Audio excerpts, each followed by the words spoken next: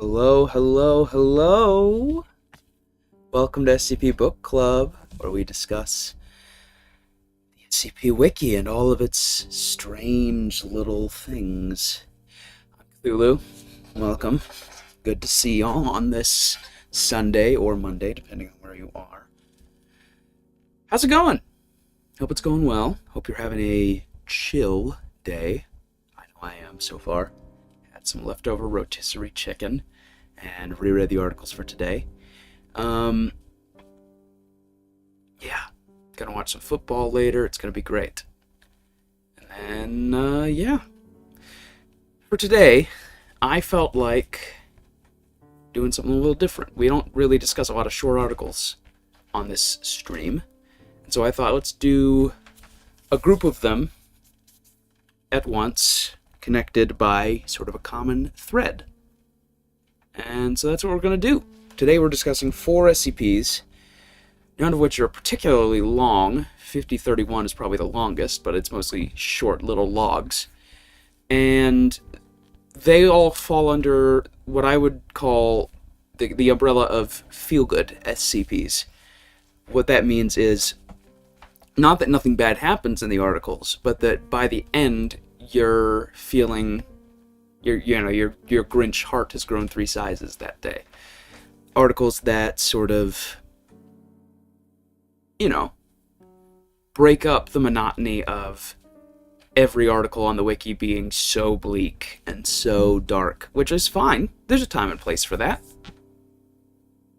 Articles are allowed to be melancholy and bleak, but I think it's a lot more interesting when you have that coupled with the more lighthearted, or at least heartwarming, articles.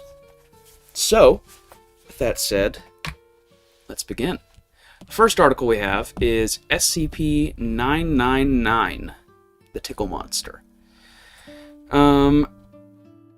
Basically the quintessential feel-good SCP. Containment procedures: it's allowed to roam the facility during the day, but it has to be kept in its pen at night. Subject is to be played with when bored. It's a large amorphous mass of translucent orange slime with a consistency similar to that of peanut butter. The surface consists of a thin, transparent membrane similar to that of an animal cell, roughly 5 millimeters thick, and is highly elastic. This surface is also hydrophobic. The rest of its body is filled with a viscous orange substance of unknown chemical makeup, though it is capable of digesting organic materials with ease. Its temperament is described as playful and dog-like. When approached, it will often react with overwhelming elation, slithering over to the nearest person and leaping upon them, hugging them, quote-unquote, with a pair of pseudopods, basically produces little arms out of its sludge, while nuzzling the person's face with a third pseudopod, all the while emitting high-pitched gurgling and cooing noises. The surface emits a pleasant odor that differs with whomever it is interacting with. Recorded scents include chocolate, fresh laundry, bacon, roses, and Play-Doh. Simply touching 999's surface causes immediate mild euphoria, which intensifies the longer one is exposed to it, and lasts long after separation from the creature. SCP-999's favorite activity is tickle wrestling, often by completely enveloping a person from the neck down and tickling them until asked to stop, though it does not always immediately comply with this request. Though injuries may occur, 999 has never been found to purposefully attempt to harm others, and will immediately back away and contract its body into a quivering mound while gurgling in a manner similar to a whimpering dog, seemingly apologizing for hurting someone on accident. This is what I mean by feel-good articles, the kind where while you're trying to read it, you can't help but have a smile on your face. I love it. I love this article so much. While the creature will interact with anyone, it seems to have a special interest in those who are unhappy or hurt in any way. Persons suffering from crippling depression or PTSD, for example, have reported having a far more positive outlook on life after multiple interactions. The possibility of manufacturing antidepressants from its slime is currently being discussed. In addition to its playful behavior, it seems to love all animals, especially humans, refusing to eat any meat and even risking its own life to save others, on one occasion leaping in front of a person to take a bullet fired at them. Though its behavior is infantile, it seems to understand human speech and most modern technology, including guns. Its diet consists entirely of candy and sweets, with M&Ms and Necco wafers being its favorites. Addendum A. Reminder to all staff, 999 is not to consume caffeinated soft drinks of any kind. Last week someone gave it a can of cola along with its usual breakfast. Not only was it literally bouncing off the walls for half an hour, the carbonation made it visibly queasy afterwards, and it refused to move or eat for the rest of the day. It has thankfully recovered since, but the staff member in question has been reprimanded. Addendum B. The following is a report from an experiment. This is where we get to the super early Foundation stuff where, well, everything has to be experimented on with everything else. The following is a report from an experiment in which 682 is exposed to 999 in the hopes that it will curb the creature's omnicidal rage. What is that? Jumps up and down in a dog-like manner. He steps on it, but then he starts feeling good. 682 smiles. Feels so happy, happy, happy, happy. After 15 minutes, 2D class enter the room to retrieve 999. When it is removed, 682 immediately wakes up and unleashes an unidentifiable wave of body from its engine. I can't read today. When it is removed, 682 unleashes an unidentifiable wave of energy from its body, all the while laughing maniacally. All persons within the wave's range collapse into crippling fits of laughter, allowing 682 to escape and slaughter all in its path. Meanwhile, 999 quickly rescues as many persons as it can, taking them to a safe place to recover from the laughter wave. Despite the tragedy, 999 has not shown any fear towards the creature, and in fact has made gestures suggesting it wants to play with 682 again. 682, however, has stated, quote, that feculent little something can something and die. Memo from Dr. Blank. While the test was unsuccessful and ended in tragedy, that had to be the funniest thing I've ever seen. I never would have thought I'd see the day when I would regard 682 as cute. Please send me a copy of the security tapes ASAP. So, yes, a simple anomaly. It's basically just a little friendly orange blob who wants to make people happy. I think that's great.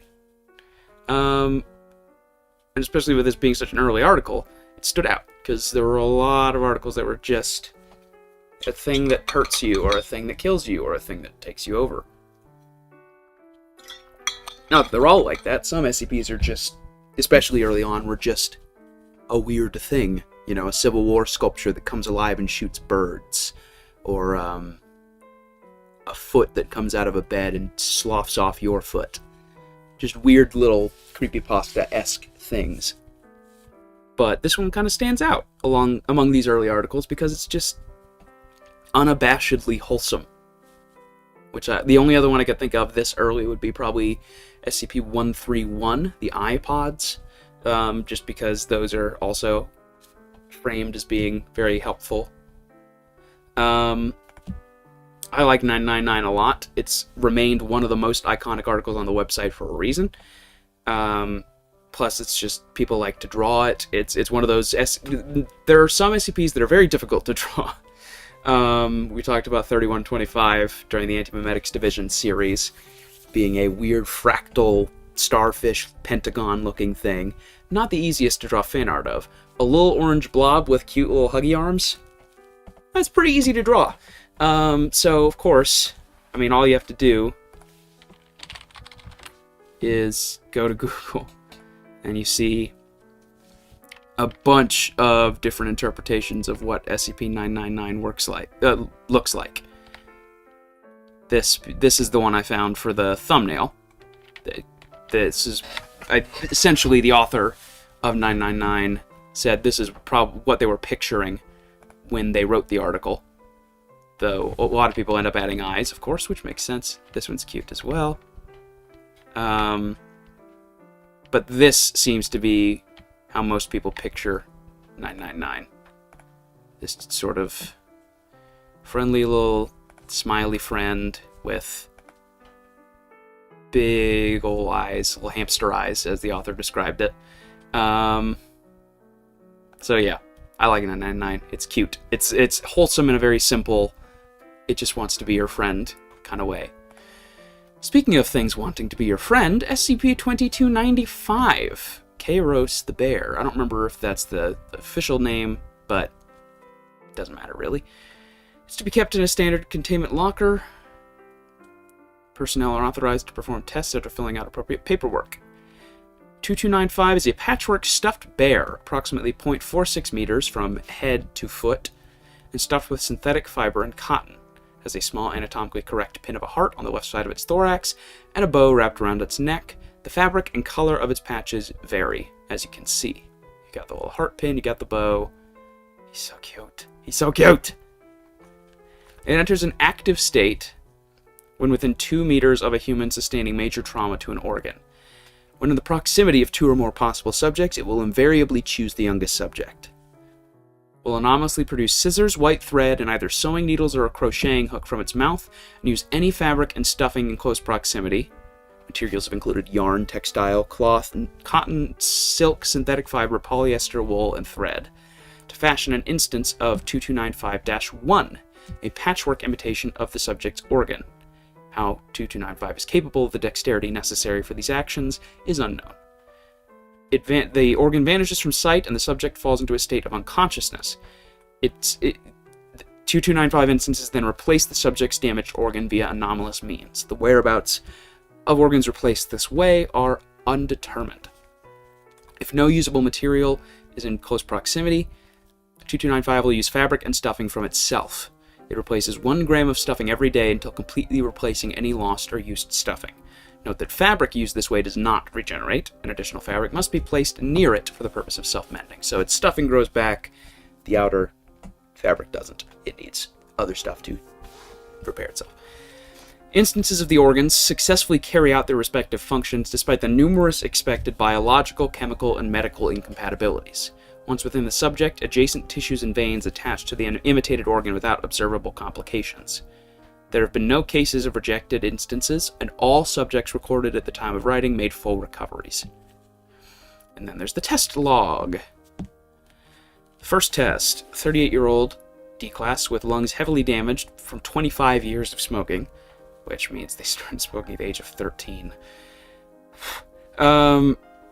Creates 2295-1 using 1 black textile swatch and 1 red swatch. New lungs act at a capacity similar to those of healthy adult lungs. Another D-class, 50 years old, with frequent heart palpitations and severe atherosclerosis, which is a thickening or hardening of the arteries caused by a buildup of plaque. So basically, yeah, it makes the arteries stiff, makes it harder for blood to pump. So not good. Crochets using various surrounding yarns. It is observed to have a heartbeat before vanishing. Transfer successful. How it manages to perform function despite absorbent properties of the material and multiple gaps in design is unknown. Symptoms no longer present. There's a 24-year-old D-class with 1st and 2nd degree burns. They were sedated during the testing. The SCP sews 2 5-meter by 5-meter sections of patchwork fabric. It cuts appropriately sized swatches and manually places 1 layer onto subjects' affected areas, creating multiple instances of 2295-1, and then repeats this process. The created layers act as dermis and epidermis, and upon recovery, it claims to have retained feeling and replaced skin. It makes a full recovery. This one's the sad one. 18 years old, cerebral hemorrhaging. Grasps various materials in its proximity in a distressed state for approximately 1 minute. It then anomalously produces a Dove Milk Chocolate King-size candy bar and offers it to subject, then spends rest of test embracing subject's lower right leg while anomalously producing a saline solution from its eyes. So it's crying. I didn't realize this before, thankfully. All subjects recorded at time of writing made full recoveries, which implies that includes this one, this 18-year-old. We have an 18-year-old D-class, which already, Jesus Christ. But so, according to the article, unless they're lying, they made a full recovery. So, it's a plus. But it implies that seemingly that 2295 feels distress, which makes me sad. Document 2295 is recovered taped to 2295 inside the site of a crashed mail delivery vehicle. Document is a red get well card with the text Karos the Bear written on the front cover. The contents: to Tommy, because only time can mend all wounds. Love, Grammy. Of course, the word kairos, I guess, comes from Greek. Also means weather or time. Hence, time can mend all wounds. Because he's named Time, and, well, he mends all wounds. I just love this friend. I love 2295. The idea of this, again, entirely beneficial SCP that just wants to make things better. And also the sad state that the SCP Foundation is keeping this away from people, despite the amount of good it could do. Alas. 5031. This is one of my all-time favorite articles on this website. We start out with an early version of the document. Please be aware the following basically it says, file under review. This document has been flagged for methodological issues. The following information may contain inaccuracies. So it says, contained in an airtight cell, the structure must be inspected for imperfections, no other interaction necessary. It's non-sapient. It will temporarily cease to exist when observed. Excuse me. Abnormally small head. Elbows branch into 3 sets of lower arms each. Elongated torso, presumably for extra digestive capacity. Pelvis terminates in a crescent-shaped protrusion of osseous bone tissue with a blade-like lower edge. Levitates above the ground at a fixed height of 0.5 meters. While it has no nutritional needs, it will nevertheless hunt and consume any human or animal it encounters. It does not sleep and is incapable of expression or verbal communication. So, seems like a pretty standard murder monster, hence the name of this article, yet another murder monster. But that's, as you can see, a very small part of this article.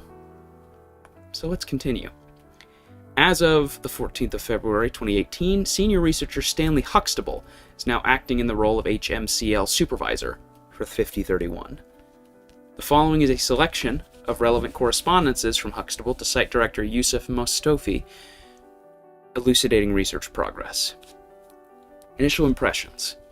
I have no idea who wrote this, but there's a lot I'd like to say to them. I'm not a fan of abandoning a living creature inside a metal box for 10 years, no matter how pragmatic it may be. It's difficult to fathom that such things were considered the norm a decade ago. Have you ever heard something scream from behind 10 inches of iron for hours on end? When I do my redraft, remind me to add anomalous resistance to hoarseness somewhere in the description. Could you work your magic and get the boys to retrofit the containment cube with an aperture and security vestibule? I'd like to run some tests that require exposing it to certain stimuli. So immediately, this doctor is calling out that this is the way this anomaly was treated was unethical, deeply unethical, and that they are going to experiment to actually see what exactly this thing does. Round 1 tests sound. Installed speakers in the containment vestibule and played various albums of natural ambience and popular music. Its propensity for screaming worked as a convenient way to measure its stress levels. 100% would be considered its typical screaming over 48 hours, and 0% would be no screaming at all. So, ambience slightly reduces, deep grotto ambience doesn't really, Mozart does, Enya does, Ben Folds really does, Kiss a little bit. The efficacy of music for stress reduction gradually decreases over time. I've assembled a playlist of its favorite music to play on shuffle in its enclosure in perpetuity. Stress levels consistently remain in the 15 to 25% range, baseline adjusted accordingly. Round 2 tests. Play. Threw softball into enclosure. Result, it sliced the ball in 2. Tossed basketball. Result, it sliced the ball open. Rolled bowling ball. Scratched a couple grooves into the ball, then rolled the ball around the enclosure with the blunt end of its tail for 20 minutes. Stress levels remained less than 60% after play. Again, that's 60% adjusted for the sound test. Rolled another bowling ball, used the blunt end of its tail to hit the balls together for a while. Stress levels remained less than 40%. Bowling ball chipped and would no longer roll properly, unplanned. Its stress levels increased to approximately 115%. Replacement provided, its stress levels fell back down. Tossed basketball in after it sliced it open at first. Now that they've reduced its stress, picked up and played with ball. Stress levels remained less than 20% after play. began to use its hands to play with the basketball, possibly to avoid accidentally damaging it. Motor skill comparable to that of a toddler, still prefers the bowling ball for kicking. Round 3 tests. Food. It was given the choice between 2 potential food sources. Human corpse or pig carcass. It chose the carcass. The pig carcass. Pig carcass or chicken carcass. It chose the pig carcass. Pig carcass or rotisserie chicken. It chose the rotisserie chicken. Chicken carcass or rotisserie chicken. It chose the rotisserie. Live chicken or rotisserie. It chose the rotisserie. And then roasted turkey or rotisserie. Didn't pick one because, well, it's full. While it's true that it doesn't necessarily need to eat, feeding it regularly has caused a marked decrease in average stress levels. Stress reduction seems to scale proportionally with the quality of food provided. Also of note is that it prefers to use its tail to pry and cut meat into bite-sized portions, rather than rip the meat in chunks with its teeth or hands. Round 4 tests. Coexistence. Summary. Fed until sated. Live subject, common chicken, introduced to enclosure. Observed subject from a distance for several minutes, and then rolled a bowling ball towards subject at high speed. Subject was killed instantly. Its stress levels rose immediately and drastically. Bowling balls removed, fed until sated, live subject introduced. Gently rolled a basketball towards subject. Ball hit subject lightly. Subject responded with a small cry and moved away. It did not engage with the subject any further. Fed until sated. Live D-class, blindfolded, introduced to enclosure, and instructed to sit and roll basketball forward, then wait till it came back and roll it away again. They rolled the ball back and forth for several minutes, eventually abandoned the activity and approached subject. Per safety protocol, subject removed their blindfold to terminate the activity. Test 4, fed until sated. Live subject introduced and instructed to toss a tennis ball at the wall, let it ricochet behind them, then catch and repeat. Stood behind the subject and successfully engaged in a game of catch, mimicking the subject's action of letting the ball ricochet against the wall. Its motor skills appear to be rapidly improving. Round 5. Symbols. 5 LCD displays were fitted into the wall, each with a lit button and a food dispenser underneath. 2 stations activated. Screen 1 to display the image of a rock, its button dispensed rocks. Screen 2 displayed the image of a rotisserie chicken, its button dispensed pieces of a chicken. Poked at the image of a chicken for a few minutes and eventually hit the button. Chicken was dispensed until it was satisfied. Test 2. Screen displays and the materials dispensed were swapped. Hit the button. It had hit the previous day and received a rock. It then went to the other screen. It hit the button to dispense chicken. Test 3. Screen displays and materials dispensed were swapped back to their original positions and set to swap again at random intervals. Went directly to the button next to the image of the chicken. Expressed apparent confusion after the first mid-distribution swap, but quickly learned to watch the images. Test 4. 3 more stations were activated. 4 stations displayed the word rock. 1 station displayed the word chicken. Arrangement set to change randomly several times. Through trial and error, it determined which station dispensed chicken, subsequently went to the station marked chicken whenever displays were swapped. All stations deactivated except 1. Screen displayed the word chicken.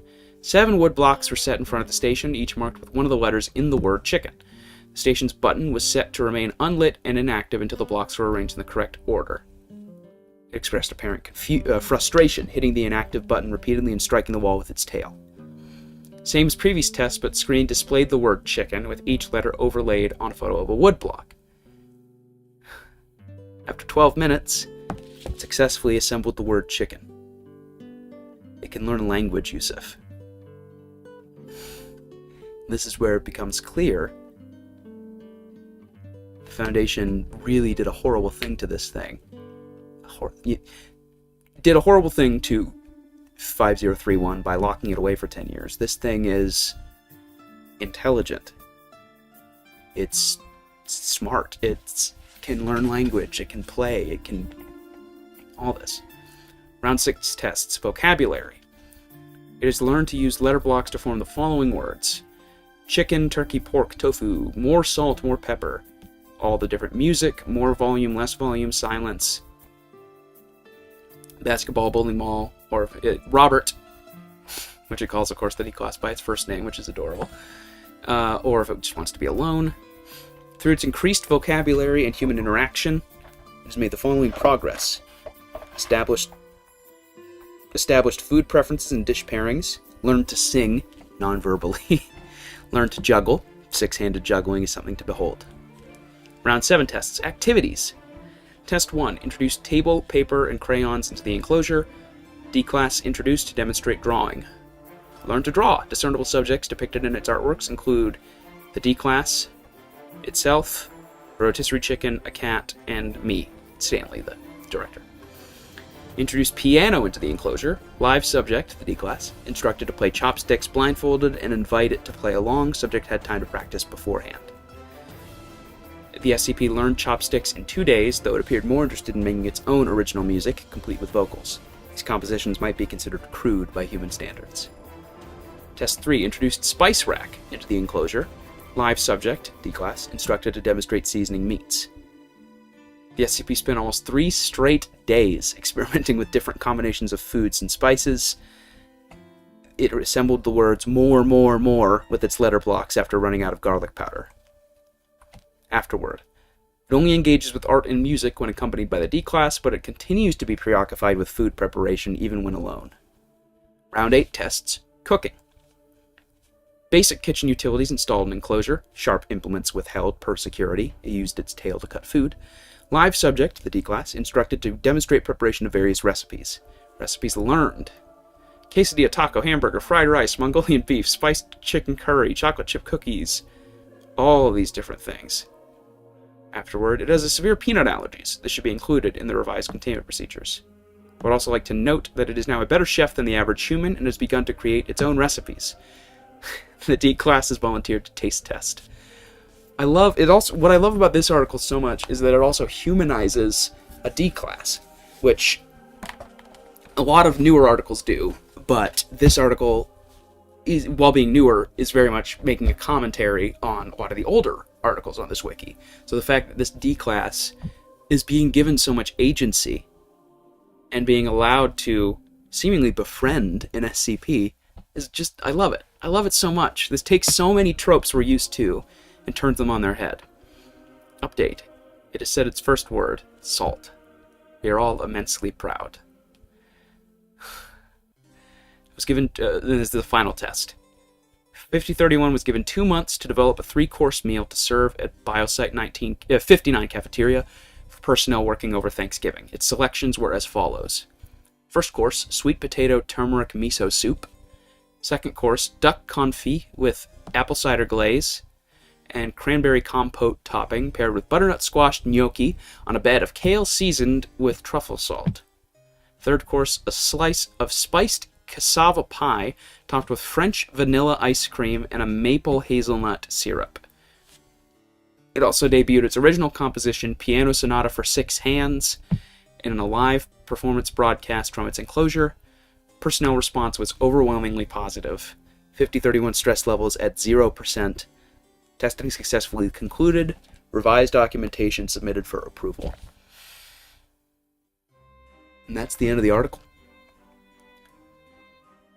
I remember reading this the first time and being so worried the entire article that something bad was going to happen at the end.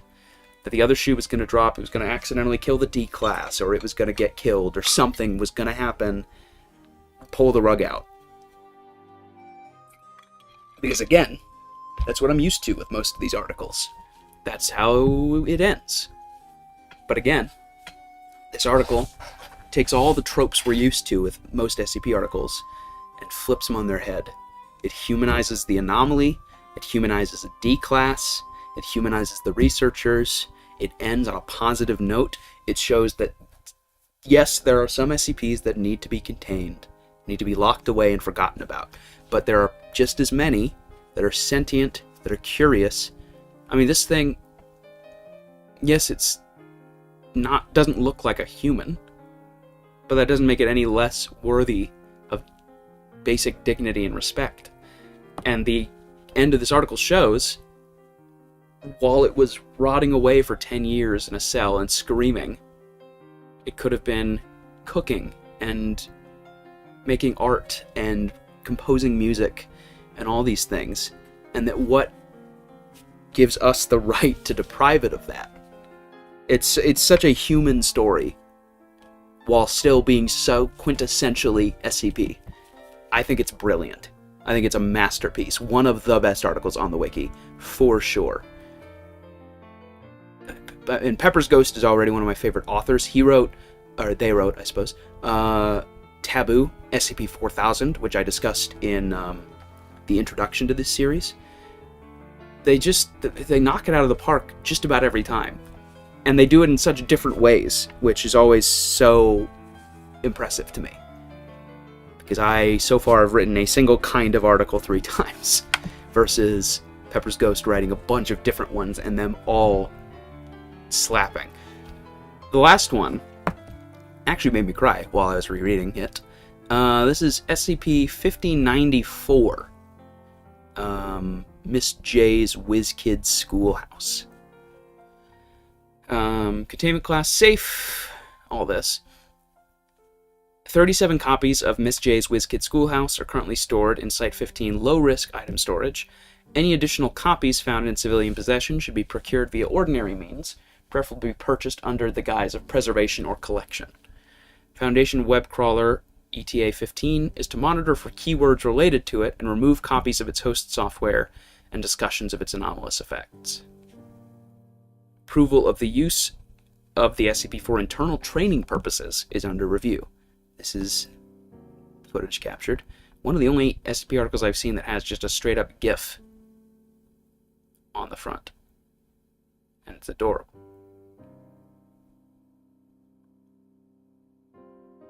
Anyway, the description. 5094 is a sapient character in the discontinued children's educational CD-ROM software Miss J's Whiz Kids Schoolhouse, released in June 1999 by Shoot the Moon Software. Its appearance is that of a stylized female humanoid modeled as a two-dimensional cutout in a three-dimensional environment. It responds to the name Miss J and any feminine name beginning with J. Documented examples include Miss Julie, Miss Jenny, and Miss Joy. It is consistently amiable in temperament. Its stated purpose is education, and any conversation occurring with SCP-5094 will center on the topic. It will often engage in lessons lasting upwards of 30 hours, including restroom, meal, and recreation breaks for students. It is able to instruct lessons on a presently undetermined number of subjects. Past lesson subjects include particle physics, marine engineering, Vietnamese military history, and Cubist sculpture, but will always begin curricula with new students by teaching letters, colors, and numbers. The advertising, prominently featured, appeals to single and working parents, with assurances that this software would keep their children occupied while they were unable to care for them. It is hypothesized that the target demographics of this ad campaign led to 5094's anomalous properties remaining undiscovered for the entire period of its production. It reportedly sold fewer copies than expected, and Shoot the Moon Software subsequently filed for bankruptcy in January 2004. Discovery. Embedded Foundation agents were able to corroborate claims of a living character on an online forum dedicated to discussing abandonware, software for which official support is no longer available. 8 years after the production ceased.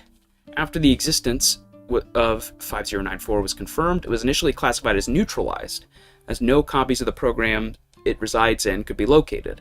However, junior researchers Xenia Chow recovered a personal copy of the software from their home in June 2022 after being briefed on SCP-5094, after which active study began. Test log. So basically, it's a educational computer game, not really a game, piece of software that teaches you about anything.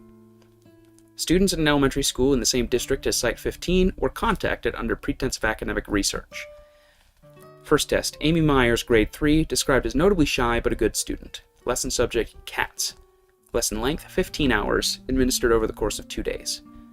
Subject demonstrated knowledge of feline behavior, diet, and physiology on the level of professional animal behavioral scientists. Became upset when the test period ended.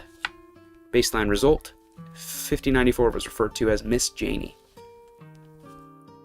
Test number 2, Devin Williams, grade 2, described as a difficult student with behavioral issues and a history of defiance, noted to have several learning disabilities. Lesson subject, trains. 15 hours, administered over the course of 2 days.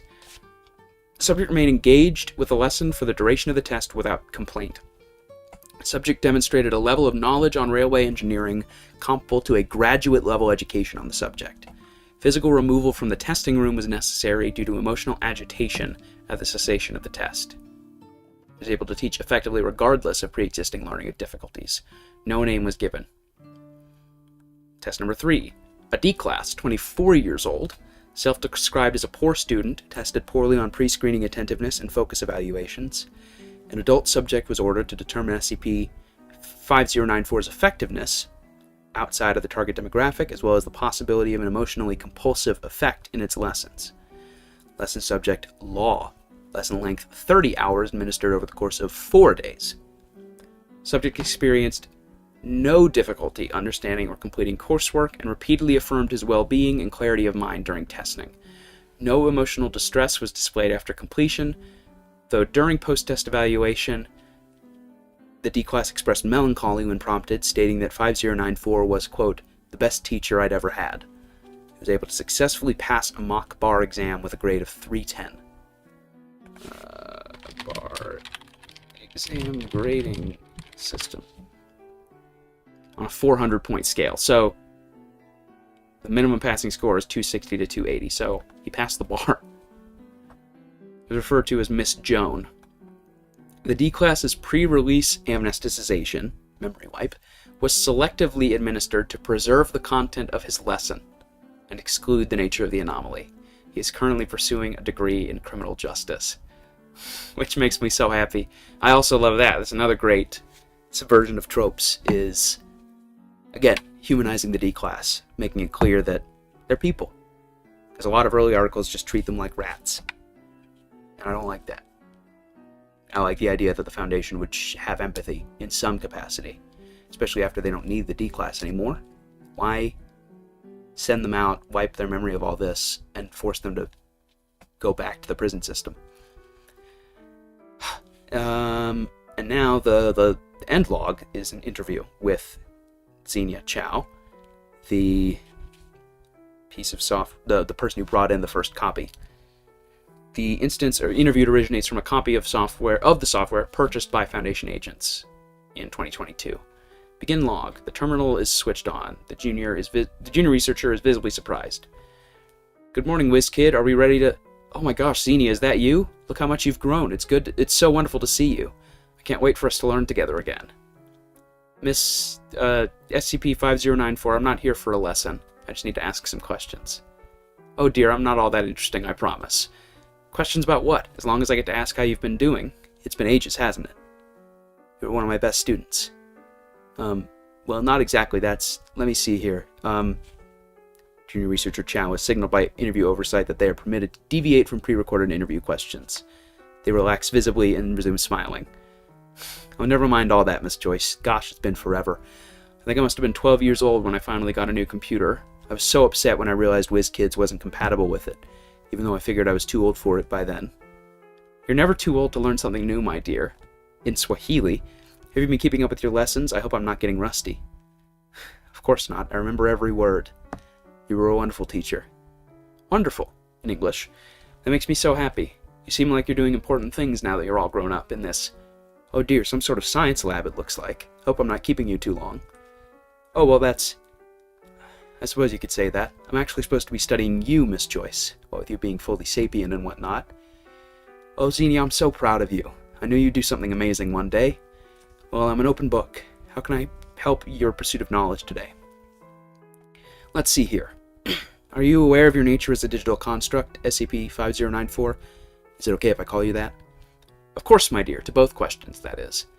What an interesting life, this one. I can probably guess the next few questions. No, I'm not quite sure how I know all the things I do. I've known it all for as long as I can remember. I was never able to have a chat with my creators, so I'm not certain why or how I was created, but I'd like to think that it was born from a desire to help the world learn. Oh dear, I'm getting all carried away, aren't I? Oh, no, that's fine. That's pretty much what I had written down. One more, though. How do you perceive the world? Can you describe your experience of senses? Wonderful questions. Let's see. I can see my students' smiling faces clear as day. I saw a lot of the inside of dust covers over the years.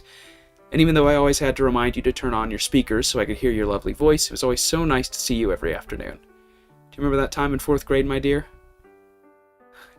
Oh, but I shouldn't get personal, should I? How embarrassing. I do apologize. No, you're all right, Miss Joyce. I remember. That time Dad was home on time for once. He didn't believe you were alive, but that's not surprising, is it? It's just you and I back then. You seemed so lonely, Xenia. I'm sorry, I wish I could have done more. It's alright, Miss Joyce. You did your best. I can't thank you enough. Closing statement, as the SCP instance interviewed was not the instance residing in the copy of WizKid's schoolhouse owned by junior researcher Chow, it is assumed that all instances share a consciousness. That's the end of the article. This one really gets me. I don't know why. I don't know. My mom's a teacher. I've known a lot of really great teachers who are very important to me. The idea that this SCP is essentially taking care of kids and teaching them and helping them learn and keeping them from being lonely, I don't know. It's so lovely. It's just a lovely article. One of my favorites as well. Getting emotional about it. I just really, really like this article. I really do. I played a lot of little educational games as a kid too, so it also hits that bit of nostalgia for me. Yeah. I don't have much else to say about this one. It's just genuinely lovely. I don't have much else to say in general.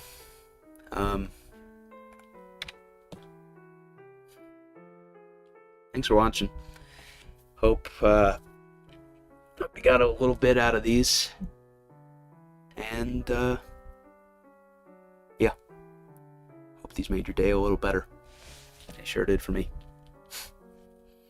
I don't have any other streams planned at the moment. Next week is going to be really, really busy for me and for my mom, so can't promise that I'll have time to stream, but I'll do my best. Thank you for watching. Hope you all have a good day, good week, good rest of the year, and